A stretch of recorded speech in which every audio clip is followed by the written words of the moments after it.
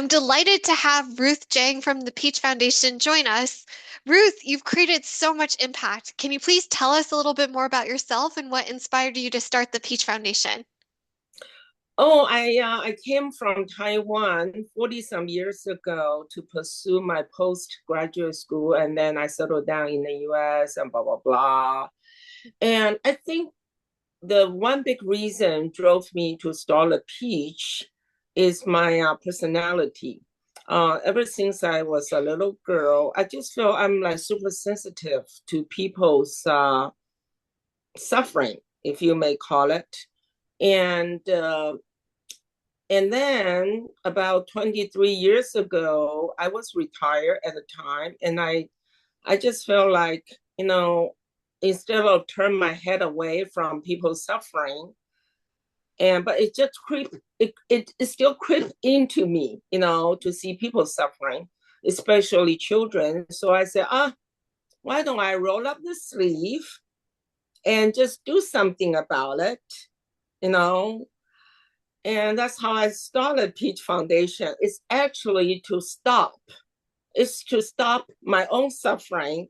And my own suffering is actually created by other people's suffering. I just feel like it's like if somebody has a flea, and that flea would jump into me, So if I solve other people's problem, then I will stop Mm, feeling bad for that mm, person. So I think that's the bottom line of it. mhm. No, that's really inspiring. And I guess, like, what impact has the Peach Foundation created over the years, and what are some of your proudest accomplishments? Oh yeah, in the last 23 years, we have helped over 18,000 children. Mostly it's in China, Yunnan province. And out of 18,000, we have about 7,000 college graduates. And they are holding a lot of nice position in the society, such as I have so many doctors, so many nurses, so many teachers, so many government officials, all the hot jobs Chinese parents want their children to have. And my Peach kids are doing that. So they are all become middle class, And one thing I'm most proud is my staff. I have 7 staff. 6 out of 7 are my Peach children.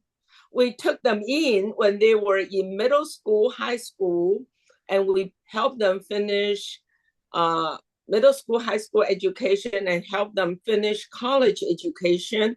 And they have been working for me more than 10 years, 15 years, and that is the proudest thing. It's like working with your children. No, that's really incredible.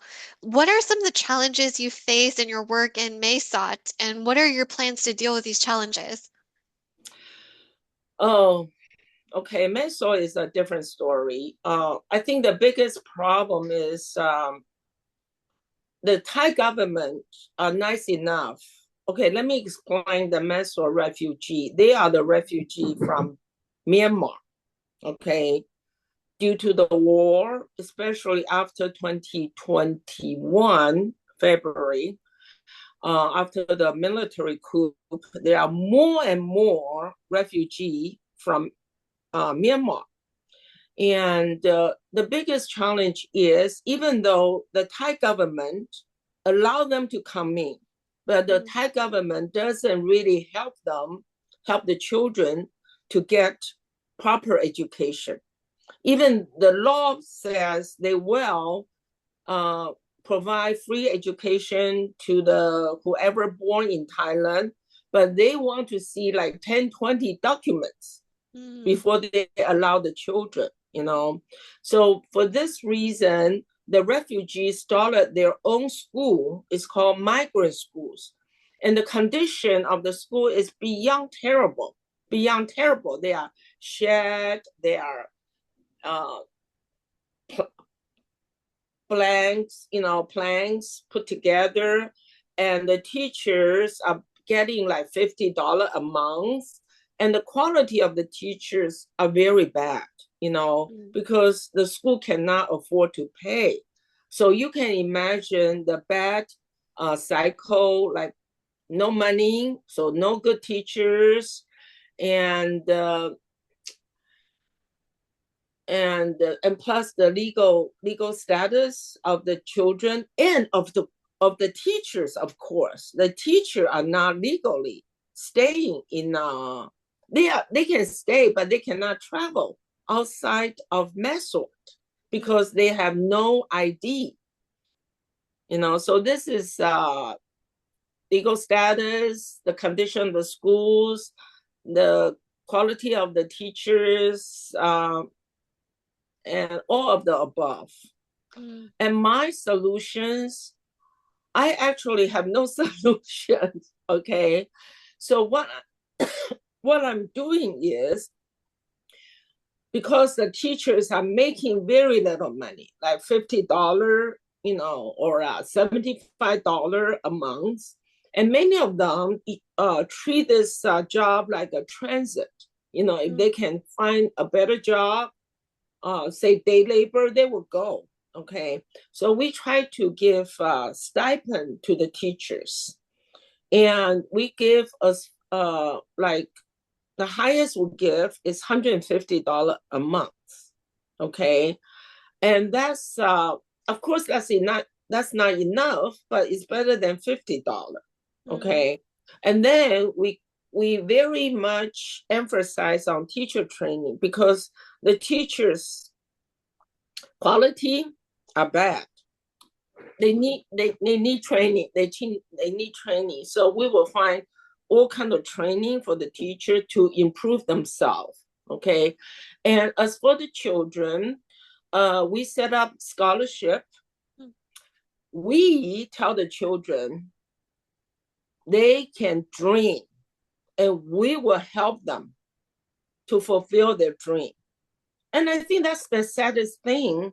Children, they are afraid to dream. They have no role model. Anybody around them are in their same position. And when they were in Myanmar, this group of children, they were farmers' children. They have the lowest social status, the lowest financial condition. So they have no role model. So our job is to inspire the children, with your intelligence, with your dedication, with your hard work. You can dream, and the sky is your limit. And Peach Foundation will be with you every step of the way. We are making the wings for you to dream. Yeah, no, that's so tough, but genuinely, like every little bit matters, and enabling and empowering those dreams are so important. And to that, like, what impact so far have like the scholarships made on the community overall from like the work that you've done? Yes, we have now working with 15 schools. Okay, they have 70 migrant schools, but gradually we are working with more and more, and we are providing the stipend. As after the school we work with, we can see the turnover rate is significantly reduced. So the school have a stable staff, stable teachers, to do the job. And for the children, we will provide them $300 a year. That kind of cover everything: food, tuition, every other cost. And before we come in, if they don't have money and the migrant school are nice enough, they will waive the fees. And I asked the school, where do you get the money to waive the fees and support these children for free? And the headmaster would say, "Oh, we just kind of cut down the teachers' pay. Say if they are making $100 a month, now they are making 75. If more refugee children coming and more children cannot pay, and the teacher pay will be reduced to 50, 40." And that really touches me. This is like a community effort. Mm, to support their children together. And that really, to me, that is like really touches me. So I want to do this. So hmm I told the principal, I said, when it comes to my Peach children, I don't want you to waive. I want you to collect the full fees, and use this money to better the school, to raise a little rent, to raise a little pay, and to improve the food. Okay. And so let's together raise this kid. I don't want the school to be the sole responsibility to raise the children. mm. No, that makes a lot of sense. And just on that, like, what are some of the targets that you hope to achieve in the coming years? And for everyone attending this exhibition, like, what are ways for volunteers and supporters to get involved and donate so that you can meet these targets? Okay, next year, again, I'm increasing to support more children and to support more teachers, and then to improve the the quality of the teaching, you know. So that is my goal for the Mm. next year. Okay. Slowly, surely. And as for what's the second question again?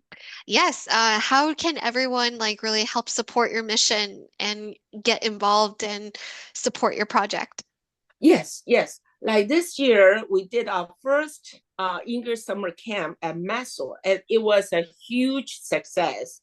And when we face to face, talk to the children and give them a 1 week English lesson. I mean, 1 week English, nobody can learn much in 1 week, but it's the love you deliver to them, and it's your caring, and it's your enforcement of encouragement, and that really build up the children's confidence, and then many of them are able to dream, because you tell them you are worth of it, you can do it, we are here with you, you know, and this is what I want to advocate, to recruit more teachers. You don't need teaching experience. All you need is a loving heart. And that's what the children need.